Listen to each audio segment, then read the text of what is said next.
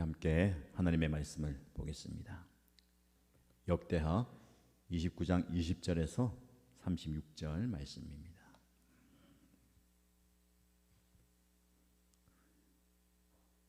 오늘 저와 여러분들이 함께 묵상할 말씀은 역대하 29장 20절에서 36절입니다. 같이 읽겠습니다.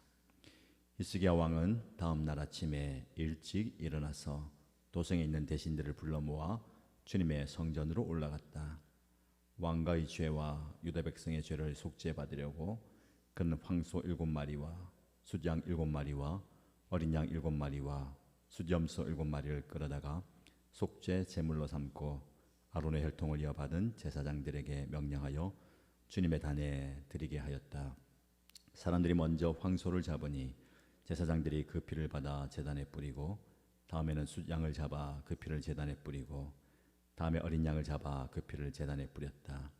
마지막으로 속죄 제물로 드릴 숫염소를 왕과 회중 앞으로 끌어오니 그들이 그 위에 손을 얹고 제사장들이 제물을 잡아 그 피를 속죄 제물로 제단에 부어서 온 이스라엘의 죄를 속죄하였으니 이것은 번제와 속죄제를 드려서 온 이스라엘을 속하라는 어명이 있었기 때문이었다.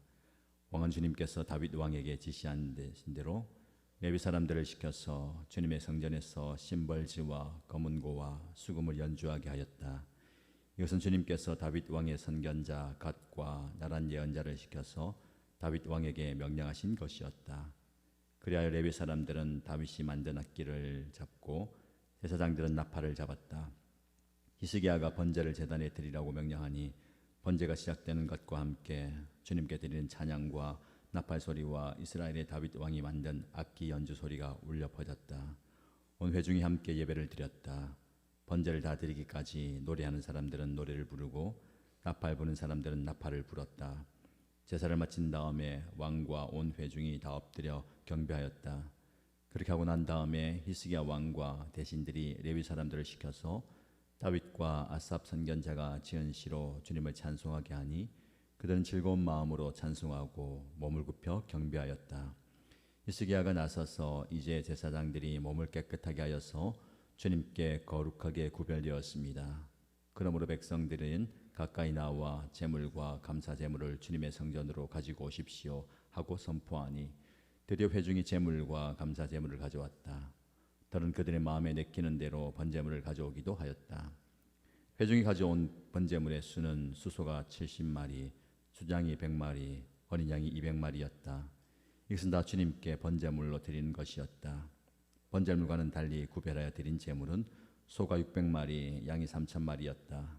그런데 번제로 바칠 짐승을 다 잡아 가죽을 벗기기에는 제사장의 수가 너무 모자라서 일을 끝낼 때까지 성결 예식을 마친 제사장들이 보강될 때까지 제사장들의 친족인 레위 사람들이 제물 잡는 일을 거들었다.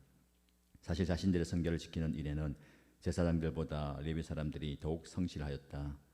제사장들은 제물을 다 태워 바치는 번제물도 바쳐야 할 뿐 아니라 이 밖에도 화목제물로 바치는 기름기도 태워 바쳐야 하였다. 번제와 함께 드리는 부어드리는 제사도 제사장들이 맡아서 하였다. 이렇게 하여 주님의 성전에서 예배를 드리는 일이 다시 시작되었다. 일이 이렇듯이 갑작스럽게 되어도 하나님이 백성을 도우셔서 잘 되도록 하셨으므로 히스기야와 백성이 함께 기뻐하였다. 아멘. 사랑하는 일신가족 여러분, 오늘 우리는 역대하 29장 20절에서 36절까지의 말씀을 중심으로 예배의 회복이라는 주제로 함께 말씀을 묵상하겠습니다. 본문은 히스기야 왕이 어떻게 유다 왕국에 하나님께 드리는 진정한 예배를 회복시켰는지 보여주는 중요한 기록입니다.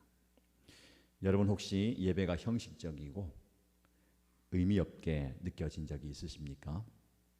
신앙생활을 하다 보면 때로는 예배의 감격이 사라지고 단지 의무감으로 참석하는 경우도 있습니다.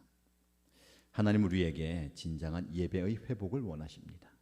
오늘 본문에서 히스기야 왕은 바로 이런 예배의 회복에 대한 놀라운 모범을 주고 있습니다. 저와 여러분들이 이 말씀을 통해서 예배가 회복되고 예배의 감격을 다시 한번 경험하게 되기를 축복합니다. 히스기야가 예배를 회복하기 전에 유다 왕국이 어떤 상황이었습니까? 히스기야의 아버지 아하스는 우상 숭배에 빠져 있었습니다. 하나님의 성전은 폐쇄되었고 예루살렘의 영적 상태는 최악의 상황이었습니다. 역대하 28장 주말에 묵상한 그 말씀을 보면 아하스가 얼마나 하나님을 떠나서 우상 숭배에 빠졌는지를 자세히 기록합니다. 28장 23절에 보면 그가 다마스쿠스의 신들에게 제사하여 이렇게 이야기합니다. 아람 왕들의 신들이 그들을 도와서 승리하게 하니 나도 그들의 신에 제사하고 예배해야 되겠다. 그러면 그들이 나를 도와줄 것이다. 완전히 자기의 편의에 따라서 신을 고르는 현대인의 우상숭배의 모습입니다. 오직 유일하신 하나님만 예배해야 되는 그가 하나님을 등지고 자기에게 도움이 될 만한 이방 신들에게 제사하면 자기에게도 도움을 줄 것이다. 그리고 우상숭배에 빠져갑니다. 근데 히스기야는 왕위에 오르자마자 가장 먼저 성전을 정화합니다. 하나님께 드리는 예배를 회복하는 일에 착수합니다. 레위 사람들을 불러 모으고 성전을 정결케 하고 버려진 성전 기구들을 다시 제자리에 둡니다. 이것은 예배 회복의 중요한 준비 과정입니다. 오늘 본문의 말씀 20절 말씀 보시면 히스기야가 어떻게 예배를 회복시켰는지 그 구체적인 방법을 보게 됩니다. 20절 말씀 보시면 히스기야 왕은 다음날 아침에 일찍 일어나서 도성에 있는 대신들을 불러 모아 주님의 성전으로 올라갔다라고 말씀합니다. 여기서 주목할 점은 히스기야가 아침에 일찍 일어났다라는 겁니다.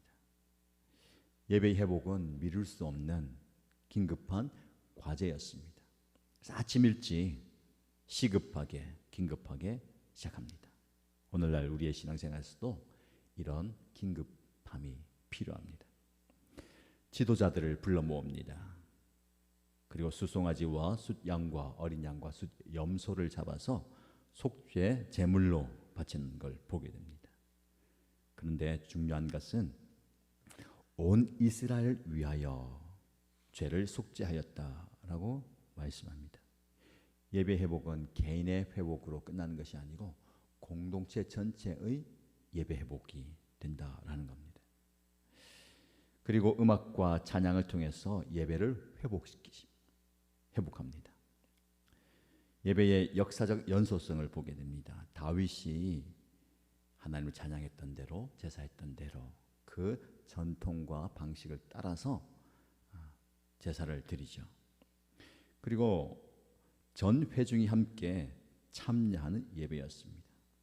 온 회중이 온 이스라엘 백성들이 함께라는 표현, 모두가 함께 다 예배 회복에 동참한 것을 보게 됩니다.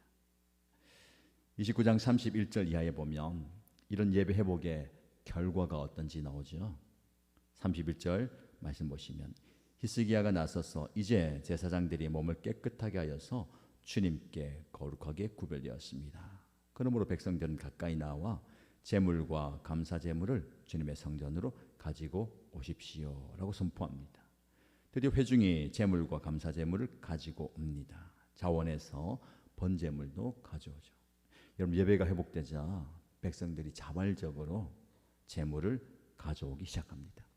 32절 이하의 말씀 보면 수많은 백성들이 가져온 제물들의 목록이 나와 있습니다.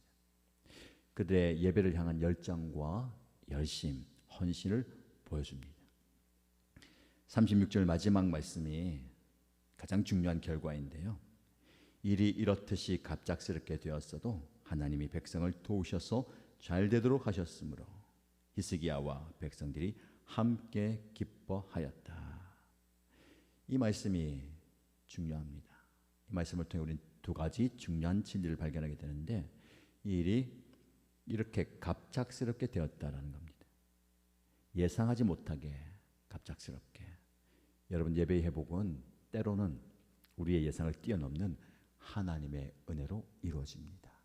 하나님께서 갑자기 예상하지 못한 상황에서 회복과 부흥을 주실 것입니다. 두 번째, 하나님께서 백성들을 위하여 예비하셨다라는 겁니다.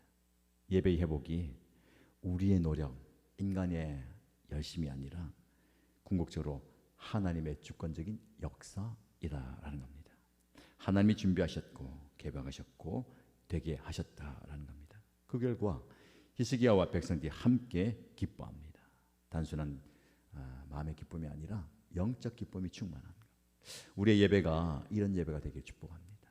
하나님을 향한 열정과 헌신을 진정으로 올려드릴 때에 하나님께서 그 예배를 기뻐 받으시고 우리에게 엄청난 기쁨과 즐거움을 부어주시는 예배, 이런 예배가 저와 여러분의 예배가 되기를 축복합니다.